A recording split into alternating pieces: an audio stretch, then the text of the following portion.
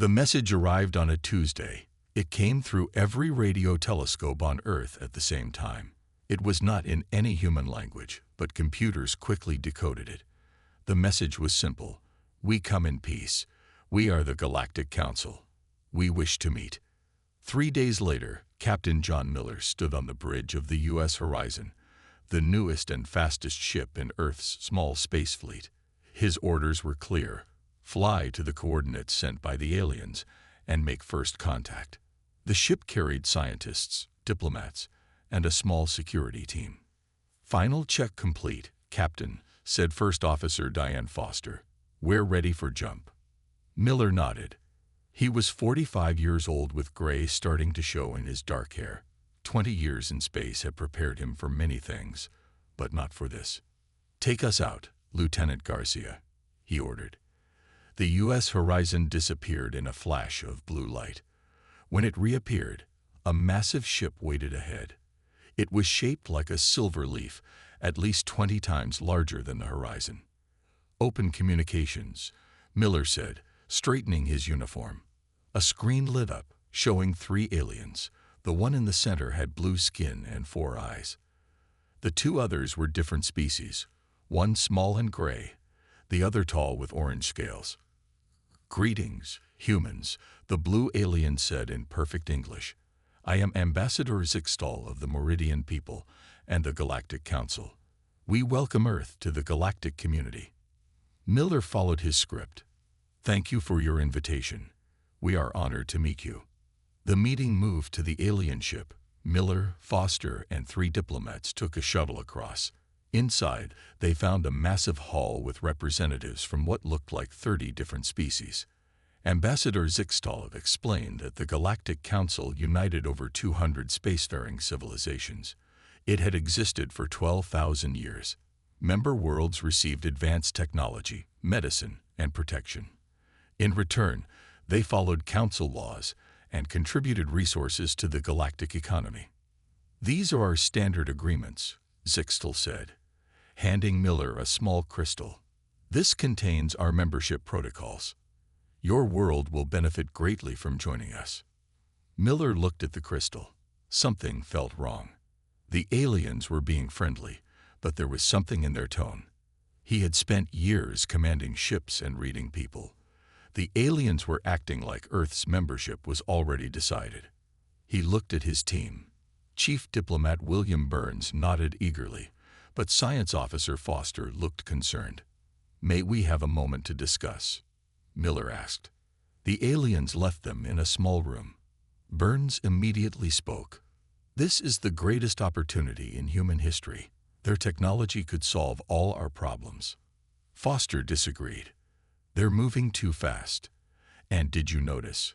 They already know everything about us, but they've told us almost nothing about themselves.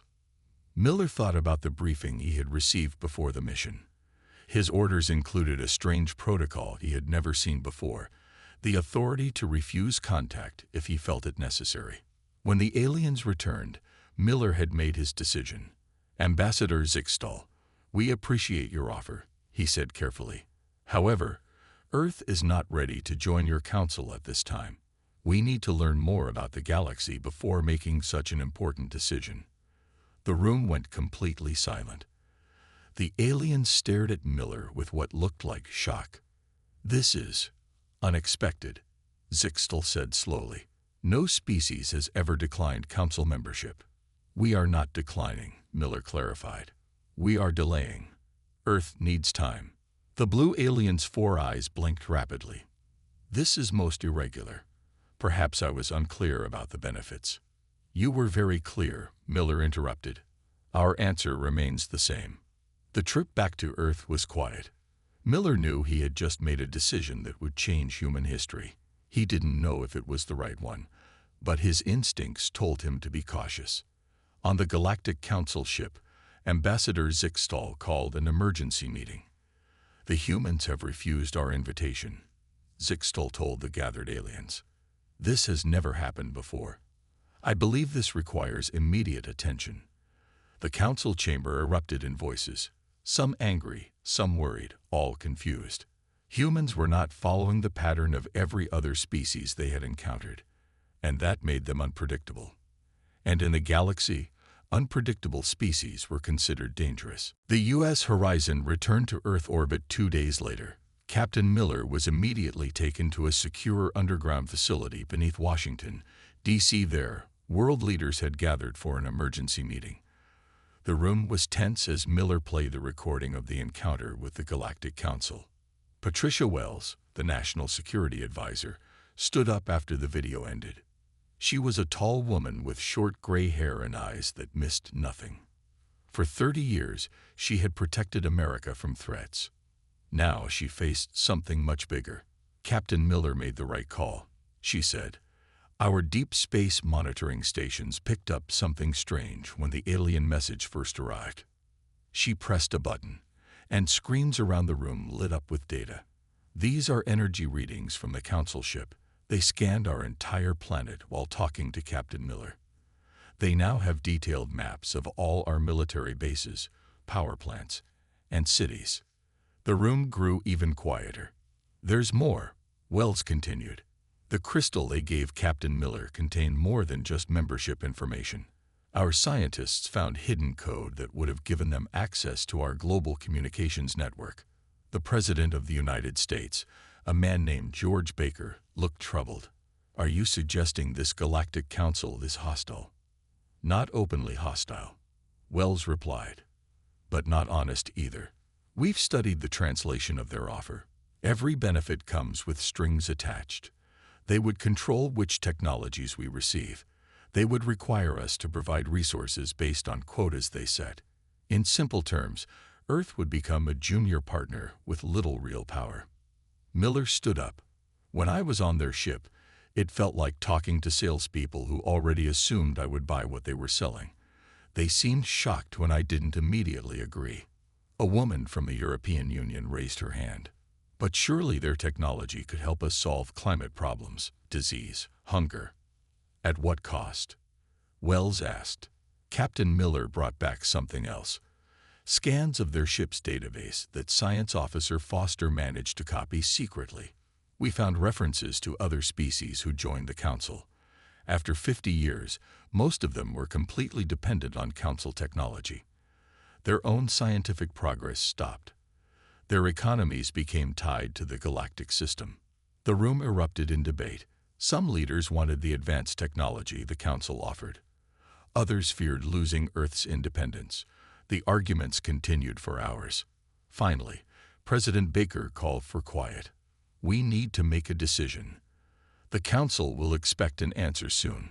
Patricia Wells stepped forward again. My team has prepared something we call the Quarantine Protocol. We completely cut off all contact with the Galactic Council. No explanations, no negotiations, nothing. That seems extreme, said the leader of Japan. It's meant to be, Wells replied.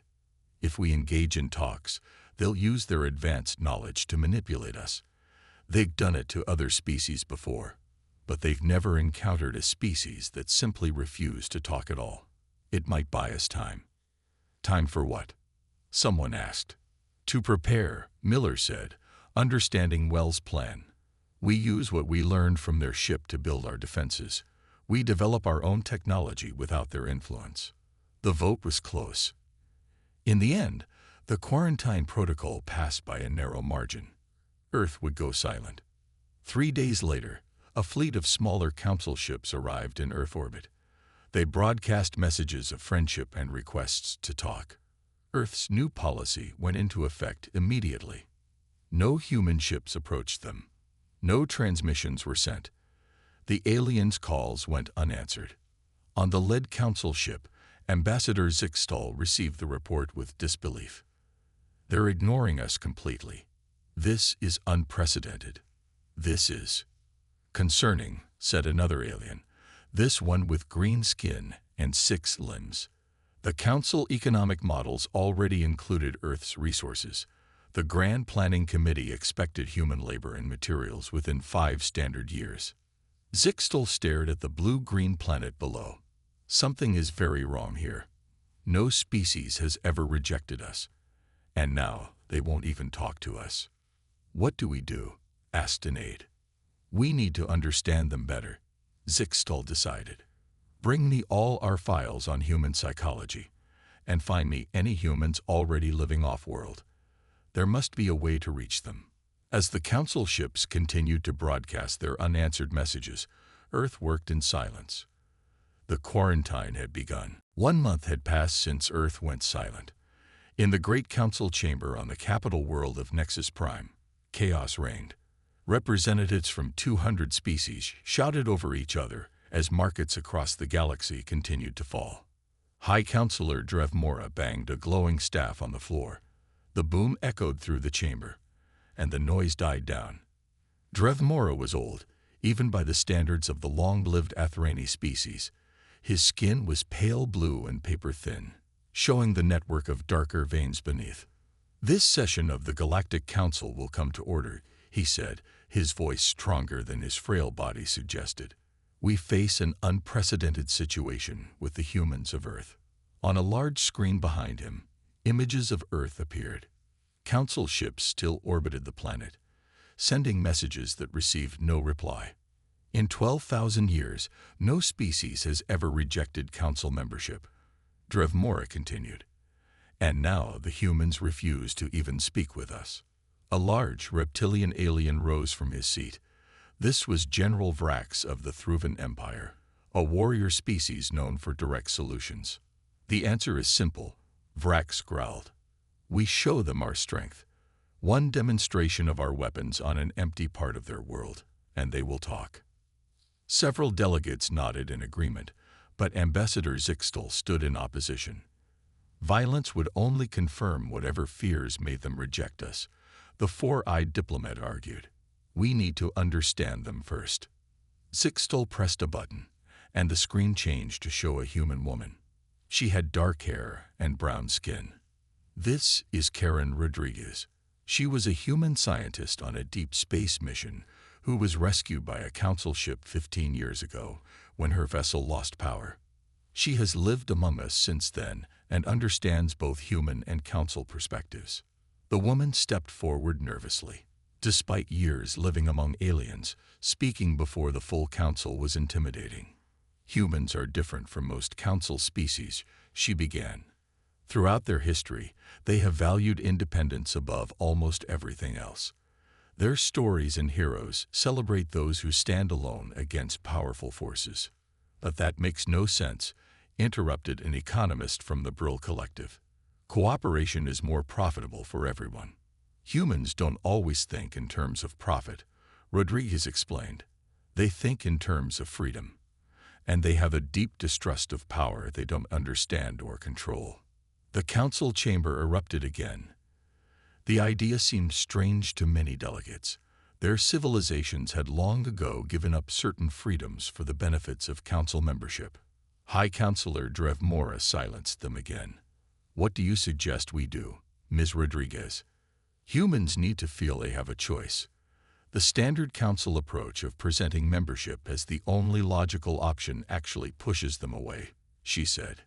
"And something else. Humans are very protective of their home. Your scans of Earth would seem invasive to them." Grand Economist Forelvin stood now, his thin frame barely visible behind the speaking podium. "This is all very interesting, but it doesn't solve our immediate problem." The 5-year economic plan included human resources. Several major projects are already behind schedule. The longer Earth stays isolated, the worse our economic situation becomes.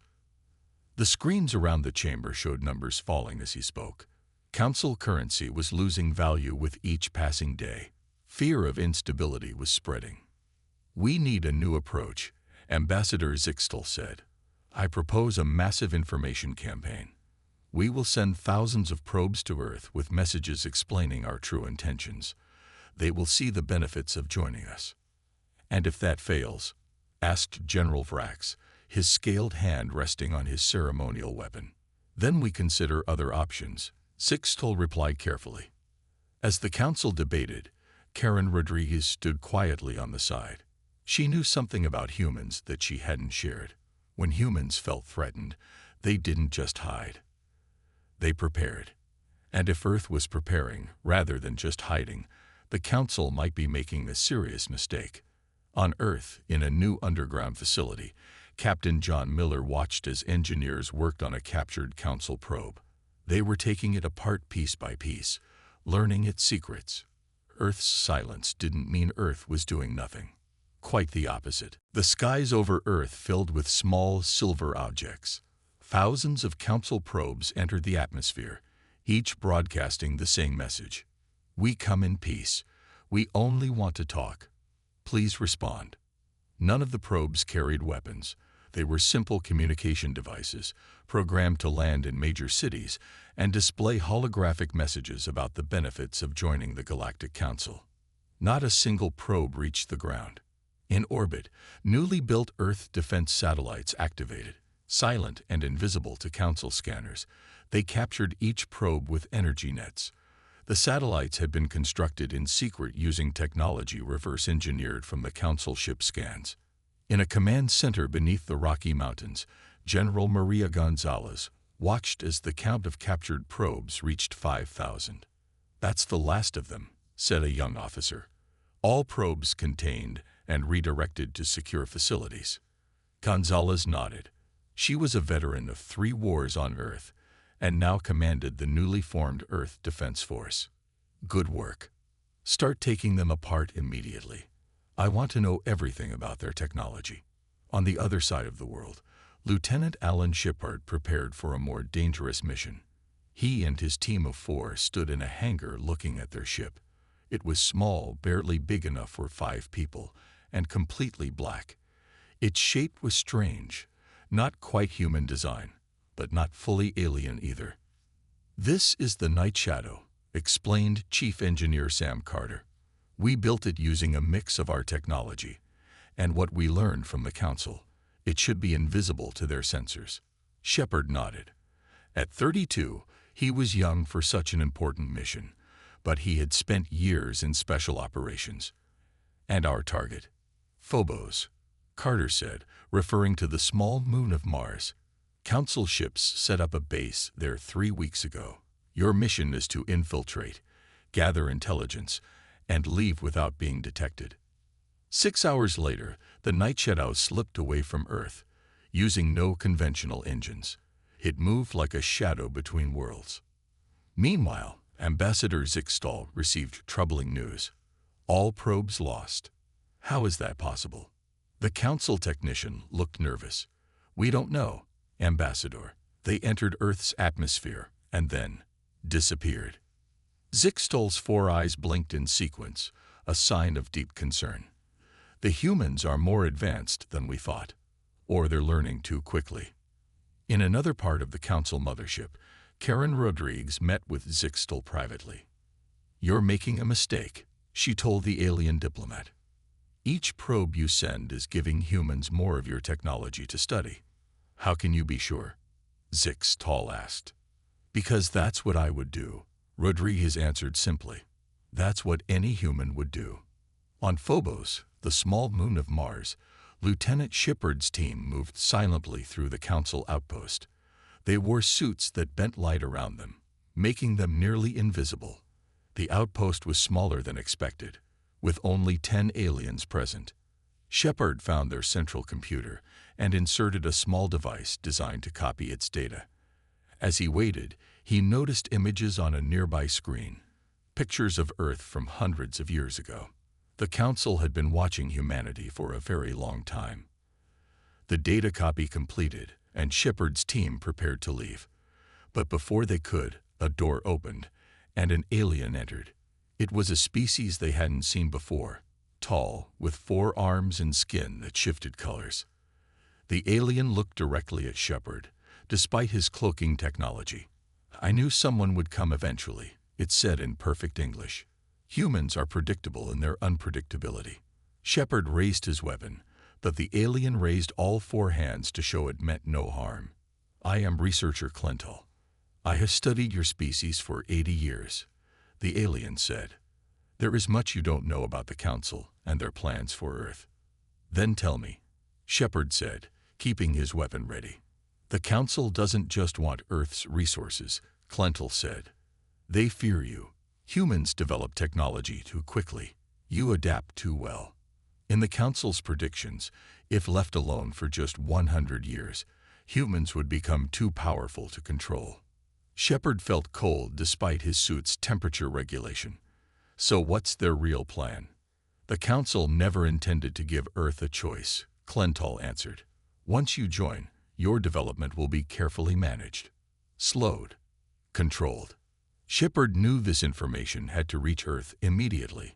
Whatever the Council was planning next, humanity needed to be ready. 6 months had passed since first contact. The Council's direct approaches had all failed. Now they tried a new strategy. In a secret meeting room on the Council mothership, Ambassador Zixtal met with representatives of the Valthusian species. The Valthusians looked remarkably similar to humans. 2 arms, 2 legs, and facial features that were close enough to pass as human with minor cosmetic changes. Your mission is simple, Zixtal explained. You will pose as independent traders from a non-Council world. Make contact with human ships and establish relationships. Gain their trust. The lead Valthusian, named Nixorin, nodded.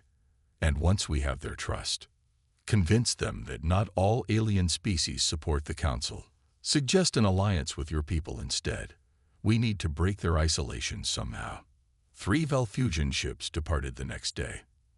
They were small trading vessels with no obvious Council technology. They waited at the edge of the solar system until they detected a human patrol ship, the U.S. Horizon. Captain John Miller was 6 hours into a routine patrol when his ship's sensors detected the approaching vessels. 3 ships, unknown design, reported Officer Diane Foster. They're broadcasting on an open frequency in English. Miller frowned. In English? That's not Council protocol. No, sir. They're claiming to be independent traders from a system called Valthus. They say they're not affiliated with the Galactic Council. Miller considered his orders. The quarantine protocol was clear. No contact with alien species. But these claimed to be outside the Council. It could be valuable to learn about other powers in the galaxy. Open a channel. Audio only, Miller decided. Let's hear what they have to say. The voice that came through was smooth and friendly. Greetings, U.S. Horizon.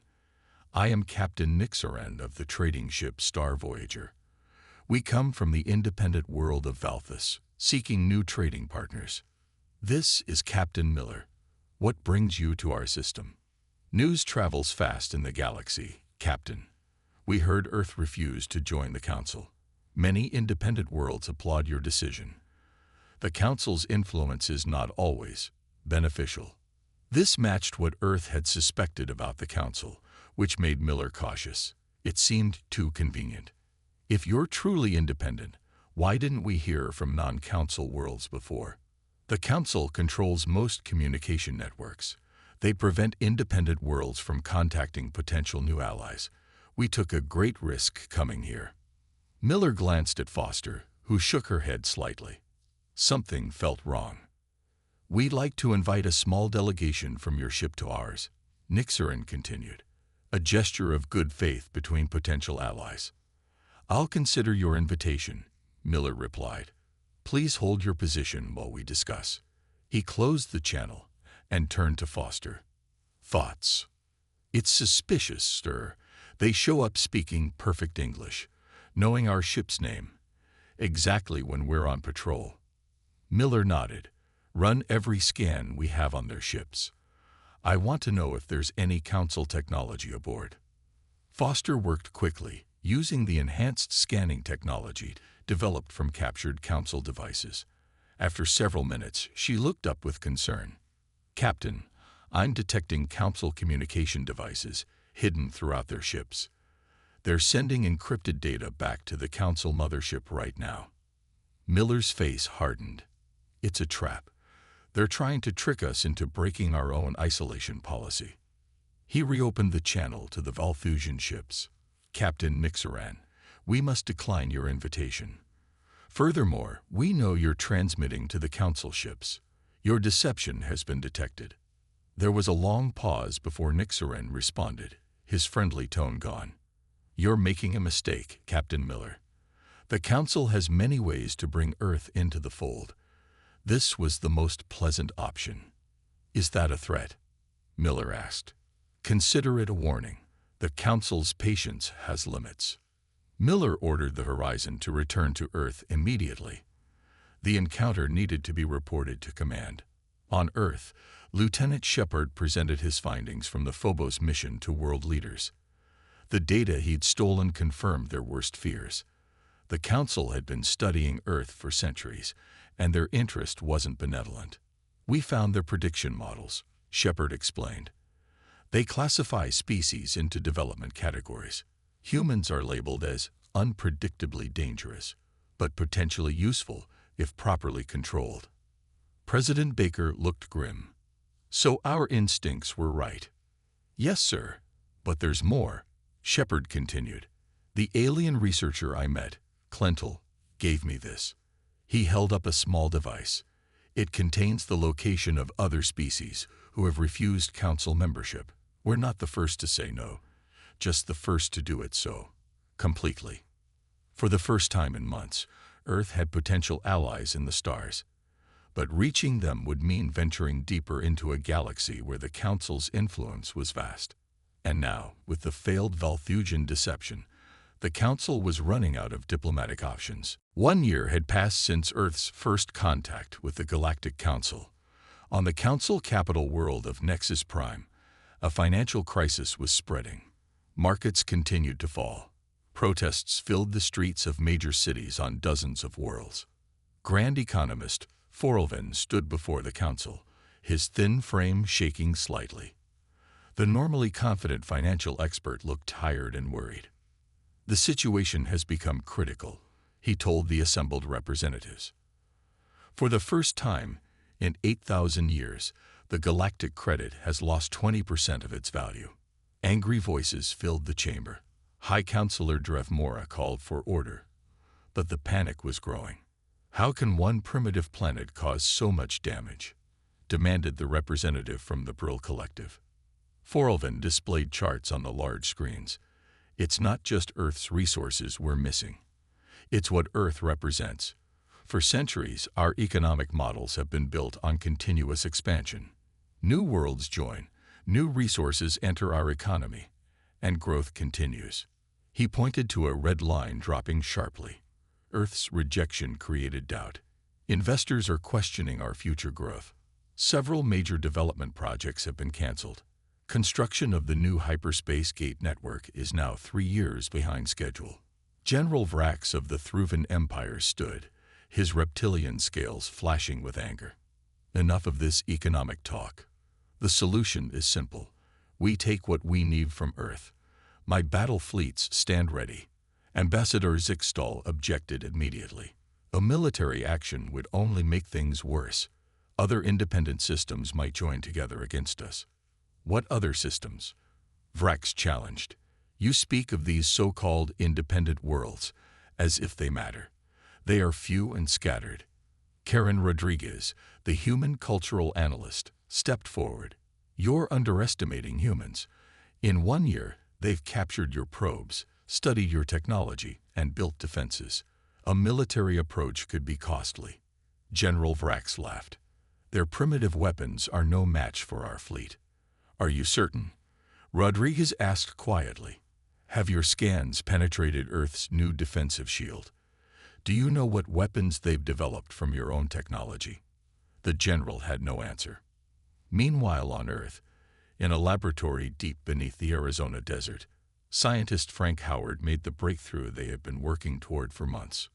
"It works," he shouted as blue energy flowed through a small device on the table. General Maria Gonzalez and Captain John Miller watched from behind protective glass. The energy pulsed brighter, then stabilized. "Explain it to me again," Gonzalez said. Howard grinned. "It's a gravity manipulation drive based on the technology from the Council probes. But we've improved it. Their version requires exotic materials from across the galaxy. Our version works with elements found on Earth." "What does this mean for us?" Miller asked. "It means we can build ships that move faster than anything the Council has, Howard explained. We can reach the stars without their help. And more importantly, we can defend ourselves if they decide to attack. Gonzalez nodded. How soon can we scale this up for the defense platforms? 2 months, maybe less.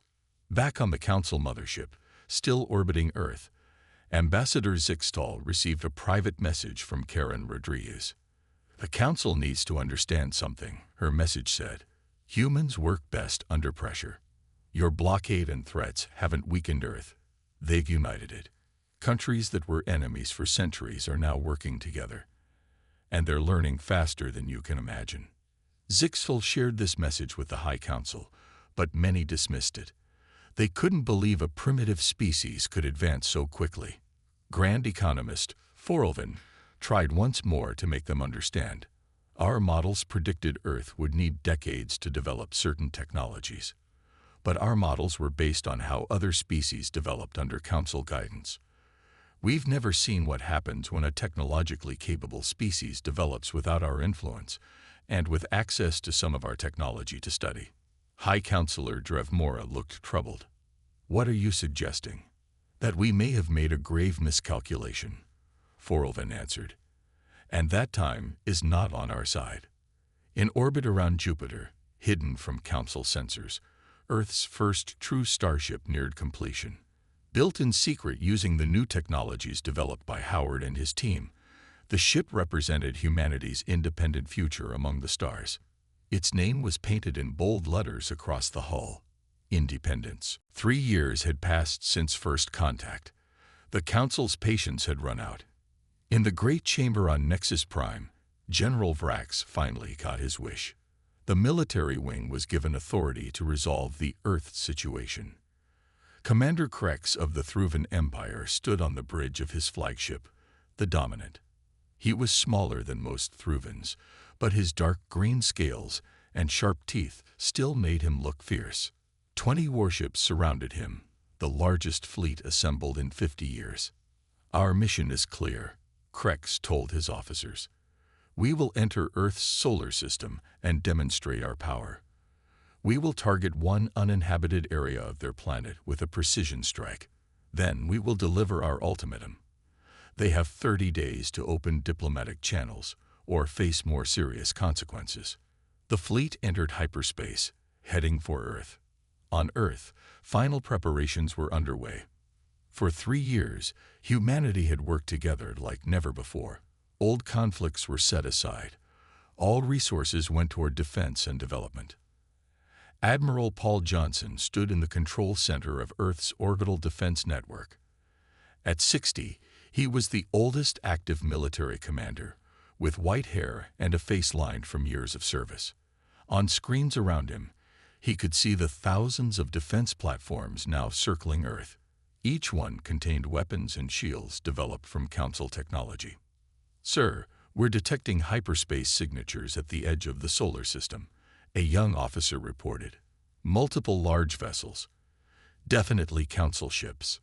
Johnson nodded calmly. Send the alert. Activate all defense systems and launch Operation Mirror. Across Earth, people move to underground shelters. Not in panic, but in orderly fashion. They had prepared for this day. Commander Krex was surprised when his fleet emerged from hyperspace. His intelligence had said Earth had some orbital defenses, but nothing like what his sensors now showed. Thousands of defense platforms, his tactical officer reported. And they have energy signatures similar to our own weapons. Impossible, Krex muttered. They couldn't have advanced this quickly. Sir, we're also detecting ships behind Jupiter's moons, at least 30 vessels of unknown design. Before Krex could respond, his communication officer called out, Incoming transmission from Earth, sir. A human face appeared on the screen. Admiral Johnson looked directly at Krex. Thruvan vessel, you have entered Earth-protected space. State your intentions. Krex straightened his uniform. I am Commander Krex of the Galactic Council Fleet. We come with a message for Earth. Your isolation ends now. You have 30 days to open diplomatic channels with the Council, or we will be forced to take action. Johnson's expression didn't change. Commander Krex, Earth has no interest in threats or ultimatums. We have chosen our path of independence. We will defend that choice if necessary. You cannot stand against the might of the Council, Krex warned. To demonstrate our power, we will now target an uninhabited region of your planet. This is merely a sample-off. No, Johnson interrupted. You will not fire on our planet. Any hostile action will be met with immediate response. Krex laughed. Your defenses are impressive but untested. Our ships have fought 1,000 battles across the galaxy. Perhaps, Johnson agreed. But we're not alone. On Krex's tactical display, new signals appeared. Ships were emerging from behind moons and asteroids throughout the solar system. Some were clearly Earth vessels, but others were of different designs. Sir, his tactical officer said with surprise, we're detecting ships from the Regalian Alliance, the Free Systems of Orion, and Asgard collective vessels, all independent systems that have refused Council membership. Krex felt cold. The scattered independent worlds had apparently found each other, with Earth's help. Johnson spoke again. Commander Krex, allow me to introduce our allies. Like us, they chose independence over Council control. Together, we form the Independent Systems Alliance. For the first time in his career, Krex faced a force equal to his own. The Council had always relied on overwhelming superiority. They had never fought an equal battle. You have a choice, Commander, Johnson continued. Return to the Council with our message. Earth remains independent. Or, if you prefer, we can demonstrate just how much we've learned in 3 years. Krex looked at the tactical display again. His mission was to intimidate, not to start a war the Council hadn't prepared for, especially not against an alliance no one knew existed until now. We will deliver your message, Krex said finally, but this is not over. As the Council fleet turned to leave, Johnson allowed himself a small smile. Humanity had not only survived first contact, they had changed the balance of power in the galaxy. The Council chamber had never been so quiet. Commander Krex finished his report on the Earth encounter and the discovery of the Independent Systems Alliance.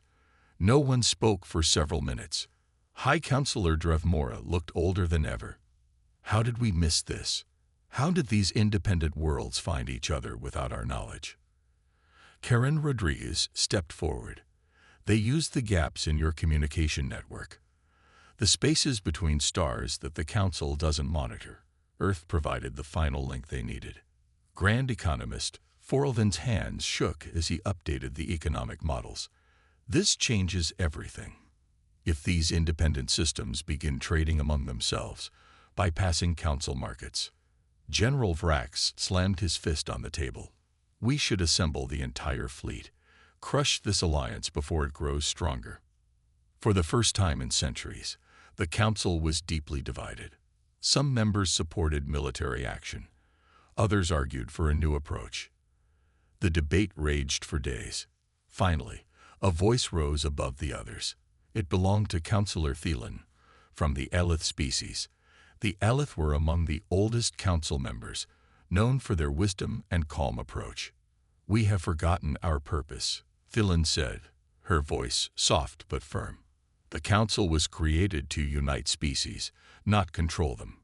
Perhaps Earth and these independent worlds are teaching us something important. Her words sparked a revolution within the Council. After heated debates and close votes, the hardliners, including General Vrax, lost their positions of power. Councillor Thielen was elected as the new High Counselor. One of her first acts was to send a new message to Earth. Not an ultimatum, but an invitation to talk, on neutral ground, with no preconditions. President Susan Clark of the United Earth Government received the message with cautious optimism. At 48, she had been elected largely because of her balanced approach to the alien situation. What do you think? She asked her advisors. Is this a genuine change or another trick? Admiral Johnson remained skeptical. They could be buying time to build up their forces. Or, said Captain John Miller, now promoted to Admiral himself, They might have finally realized we won't be intimidated or controlled. After much discussion, President Clark made her decision. We'll meet them. One meeting on neutral ground with full security. It's time to see if the Council can learn. 2 weeks later, a small station was positioned between Earth and Mars. It had been built specifically for this meeting, with equal input from both sides. Neither human nor Council ships were allowed within weapon range. President Clark arrived with a small team, including Admiral Miller and Science Officer Foster. High Counselor Thielen came with just 2 assistants, a dramatic change from the Council's usual large delegations. Thank you for agreeing to meet, Thielen began. I come with a different proposal than my predecessors. Clark nodded but said nothing, waiting. We have studied your quarantine protocol and your alliance with other independent systems, Thielen continued. It has made us reconsider our approach. I propose a new framework, the Independence Protocols. She explained the new concept. Earth and other independent worlds could remain fully sovereign. They would control their own development and resources. Trade with Council worlds would be allowed but not required. And most importantly, the Council would recognize their right to form their own alliances. In return, Thielen said, we ask only for open communication channels and basic diplomatic relations. No membership, no control, just dialogue between equals. Clark studied the alien leader's face, looking for signs of deception. Why the change of heart? Because you showed us another way is possible. Thielen answered honestly. For thousands of years, we believed our system was the only path to galactic stability. You proved us wrong. The negotiations took 3 days. Every detail was carefully written and reviewed. When it was done, President Clark and High Counselor Thielen signed the Independence Protocols, the first agreement between Earth and the Council as true equals. As Clark returned to Earth, Admiral Miller joined her on the observation deck. Together, they looked at the blue planet below. Did we win? Miller asked. Clark smiled. We did something better. We changed the rules of the game. Across the galaxy, news of the agreement spread. On dozens of Council worlds, citizens began asking questions about their own relationships with the Central Authority. The age of automatic compliance was ending. A new era of choice and independence had begun. And it had all started because humans had simply refused to follow the expected path of diplomacy.